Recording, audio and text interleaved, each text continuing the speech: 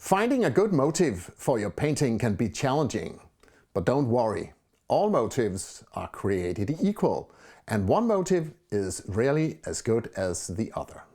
This video is about how I find motifs for my paintings and work with an idea. In this case, the idea is a forest spring painting step by step from start till finish. Hello everybody, I am Henrik Skoer. Welcome to my channel. Let's get started. In fact, I was struggling a bit in the early days of my career to find motifs for my paintings. Apparently all the good motifs were taken by other artists, and I was afraid of being exposed as someone who was copying other artists. I also felt that they left nothing for me to paint. But that kind of mindset makes no sense at all. First of all, don't be afraid to copy other artists. You can learn a lot. I didn't like to do that at start because I had an ambition on adding my own unique perspective or contribution to art. It was very noble, but not very important. Nobody will thank you, and chances are that most of what we are doing anyway has, in different variations, most likely already been done by somebody else many years ago. Think about it.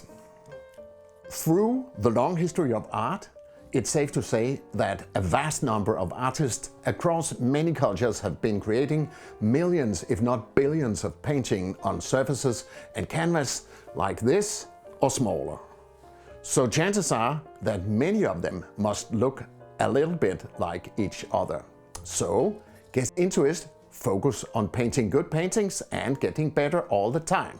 Don't waste your time and energy on creating something quite new and original. It's a waste of time. And I know, because I did that. Until I realized that the most interesting thing about almost any painting is not the motive. The most interesting thing is the artist, you, your thoughts, your story, and your work process. You are unique.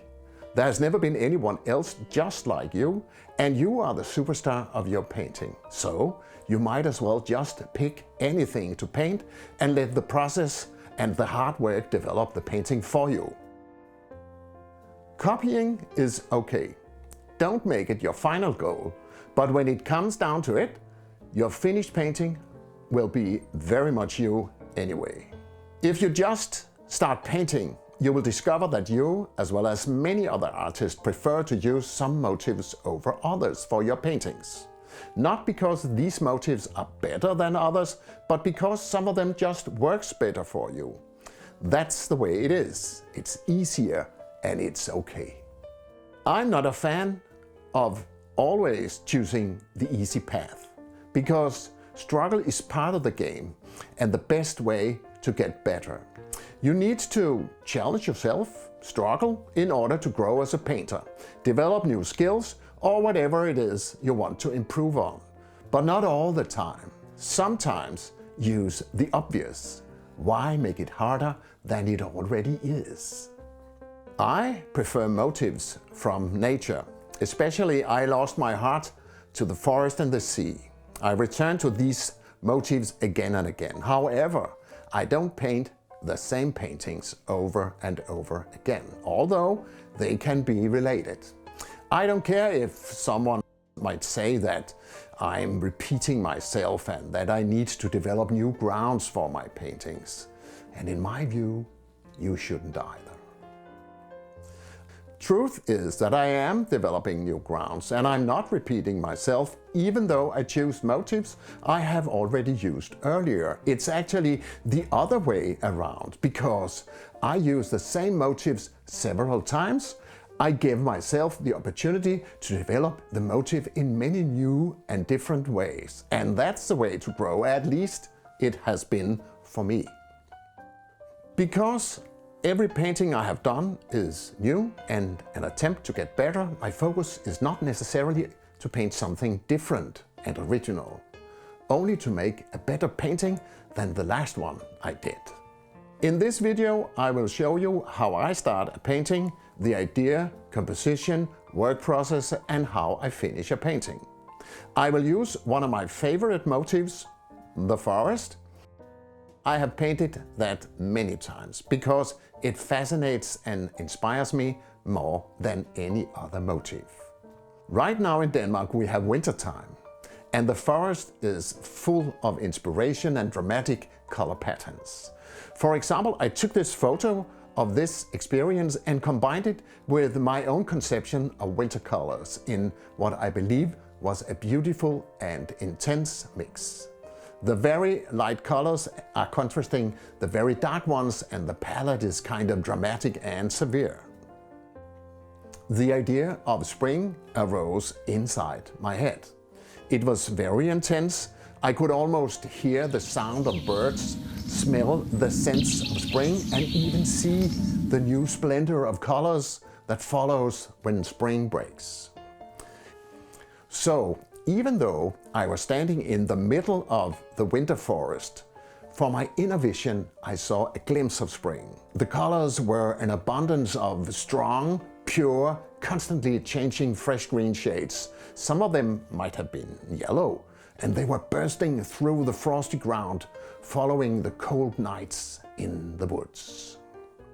I get that kind of vision every now and again. I see the motif like in a flash, and when that happens, I know it's something I'll have to paint. That day I cut my walk short while I was trying to figure out what kind of painting I wanted to do. While the glimpse and the idea was pretty clear, I couldn't really decide on a suitable composition for the painting, but I was trying to hold on to the impression and to keep the feeling alive in my mind. I started sketching pretty soon after I got home. I also googled forests, woods, spring and woods and corresponding words and looked through the many images I got. I also went through my own photos to find ideas for a composition and to specify which colors I want to use in the painting. Normally, the choice of composition from the very start makes me more comfortable and helps me in the painting process, but not this time. The colors came easy, but I couldn't really come up with an idea for a good composition. So I decided to leave it for now and hoped it will show up in a later state of the process. I choose the working title for my painting as Taste of Spring, and I decided to let this photo form the starting point for my painting. I'm very inspired by music in my paintings, and therefore I'm very open to use the physics and mathematics of music in my underlying structure of a painting.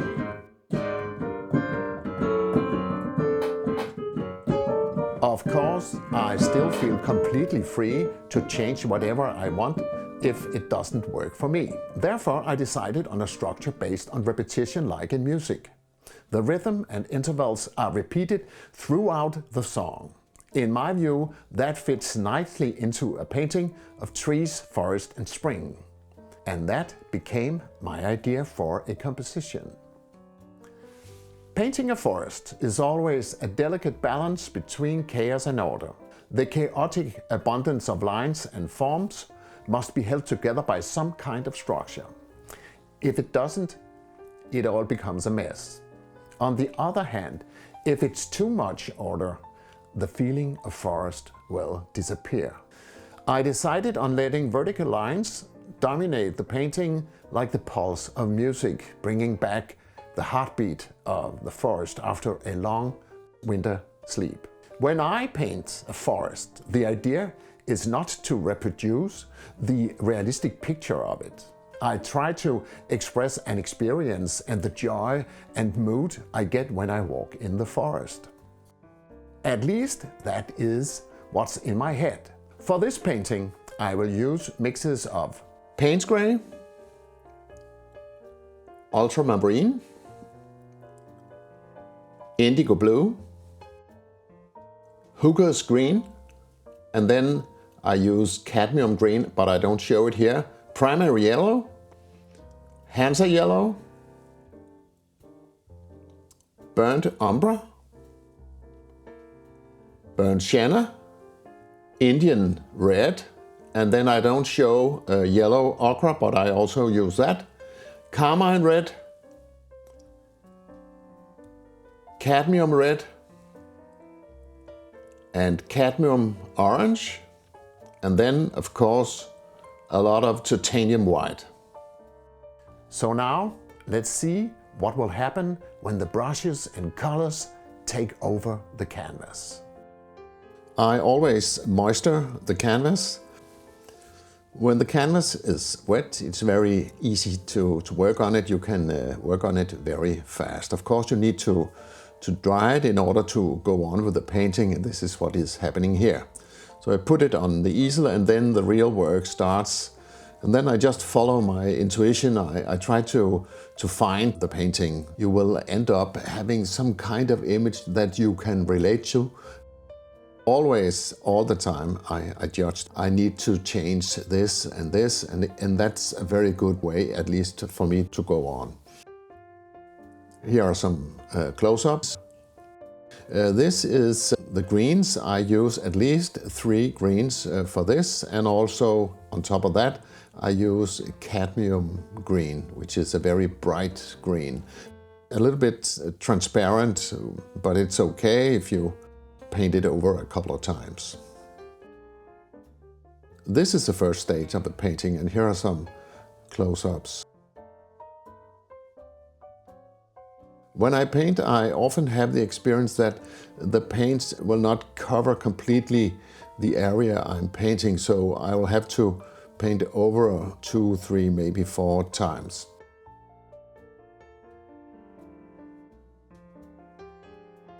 I try to find the right blue, because in order to get a little bit movement in the painting, I will use blue as a contrasting color for the orange ground.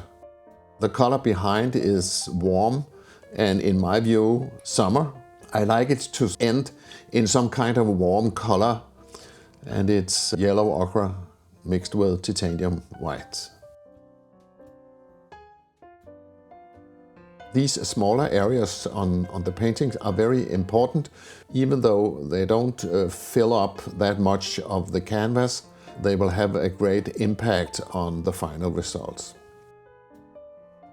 I'm always trying to adjust the expression of the painting. It's not really there. All the time I go for the contrast. I need to find the contrast and put them in the painting. Not that many colors, but here they are. And this is the painting for now. The longer you get in the process, it will feel more difficult to fill in more and more, because it's kind of a puzzle you fill out, and the more space you use, it will become increasingly difficult to find the right colors and find out what to do. So the adjustments will be less and less. And as some say, less is more, which is not actually my favorite phrase. I try to work on the entire canvas from the start, but if I'm in trouble, I focus on some of the details, and the details will bring me forward.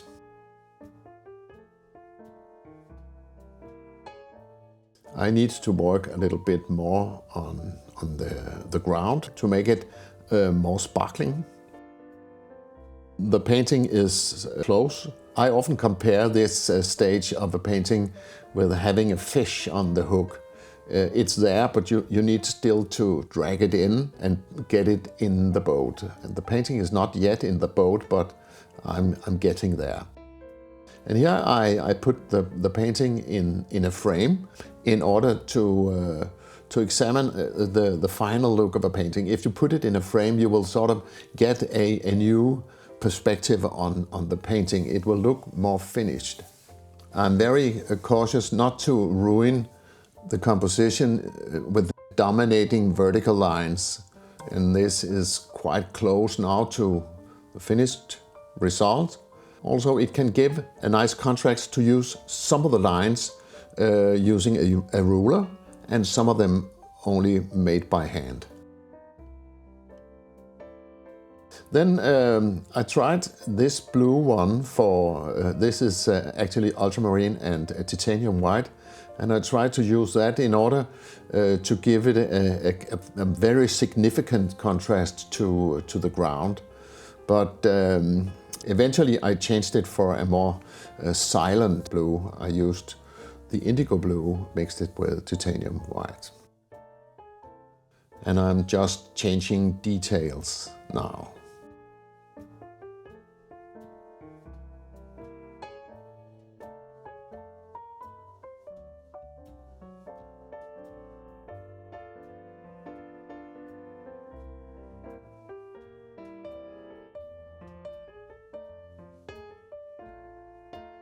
I decided to keep the title, Taste of Spring, and here it is, finished for now.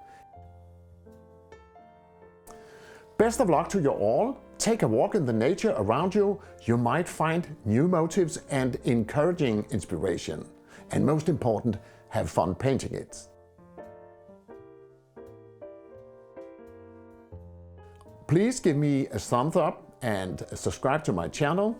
Write me a comment and I would love to hear your thoughts about painting acrylics and painting forests.